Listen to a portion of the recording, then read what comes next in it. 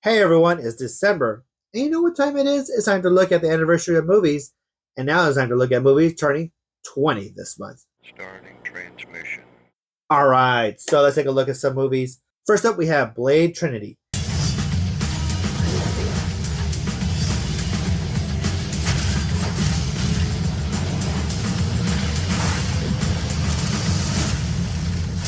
Blade Trinity. Now, this is the movie, well, this is the very last Blade movie we ever got. We did get a Blade TV show starring Sticky Fingers on Spike TV, but we don't ever talk about that.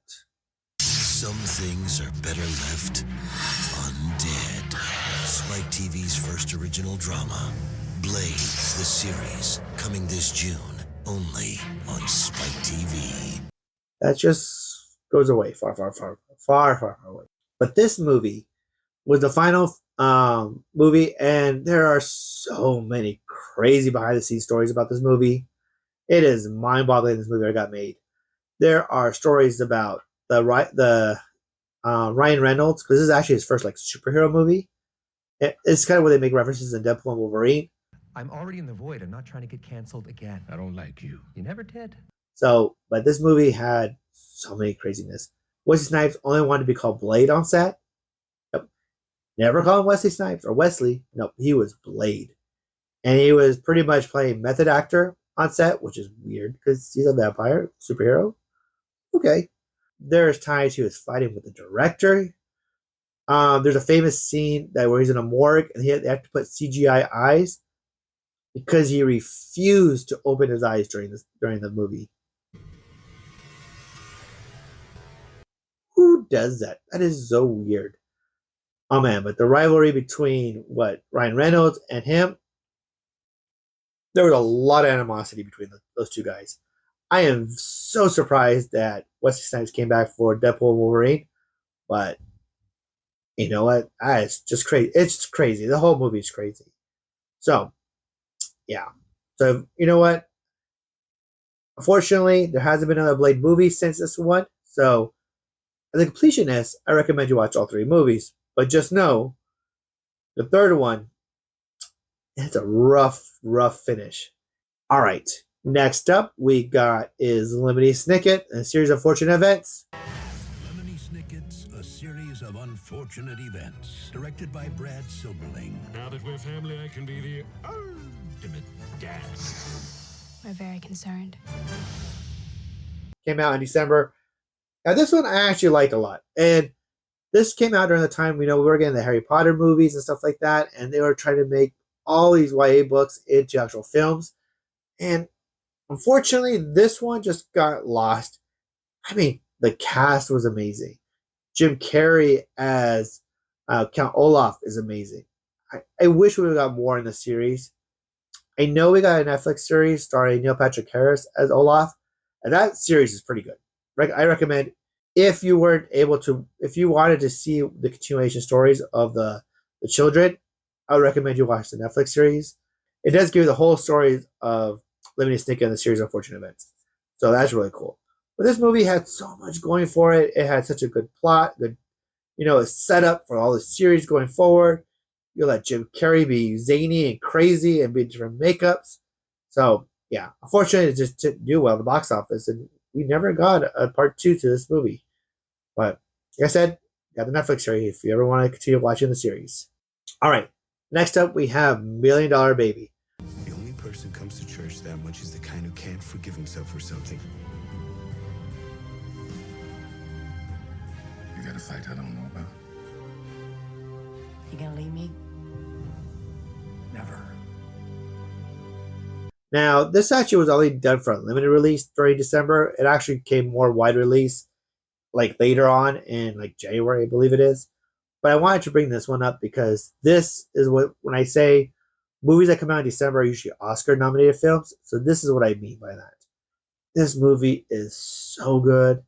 It has an amazing cast with Clint Eastwood, Hilary Swank, Morgan Freeman, also directed by Clint Eastwood too.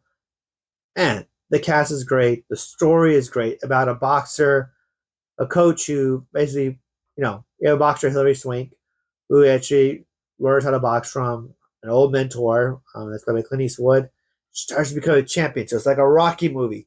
And it has one of the most devastating, like earth-shattering endings. I mean, this destroyed me. I didn't watch it in the theater. I actually no. I watched this in film school. That's even weird too. I watched this in school, and it was one of the films that we were watching that we had to analyze for like different like story beats. And this one just like it broke me. And top of that, we actually watched like Saving Private Ryan later that night too, in another film class I took. So that was even more devastating. What a devastating day that whole day was. But I recommend though, if you've never seen Million Dollar Baby, you want to check this film out. It is a great boxing movie. It's a great father and daughter movie. It just, man, it hits on so many different levels. And it makes you cry. I'll be honest. So it will destroy you. All right. And last but not least, also turning 20 this year, it is, I should say, the Christmas movie that was Bill Cosby's last live action movie, I think. Can't think of any other ones. But his adaptation of Fat Albert. In the mind of Bill Cosby. What's that on your head? It's my hat. Why don't you take it off? I have no face. It's Fat Albert. Yes, starring Keenan from the Keenan and Kel show and everything. This was a time when Keenan was very popular with his Nickelodeon run on all that, Keenan and Kel and all that stuff, before he was SNL. But yeah, this is Keenan's first chance in this, and he plays Fat Albert. And you know what? He does a really good version of Fat Albert. But again, this was a time where they were trying to make these movies into weird, like there are cartoon characters who jump into the real world. I mean, they did it with I actually did it recently with Tom and Jerry, actually. But they did it with Rocky and Bullwinkle. I don't know. I'm not a big fan of that, where they go, hey, there's been a cartoon, and then all the cartoon characters are now in a real world, and it's a fish out of water story again. But, I mean, the movie was kind of funny. It was bad. I have to say, not a great movie, but I mean, if you like the Fat Albert cartoon in the 70s, or the 70s when it came out, this is like nostalgia right there. And I recommend go check it out if you like it. If you were not a fan of the Fat Albert cartoons, don't see it, because it will not make you a new fan of the Fat Albert cartoons.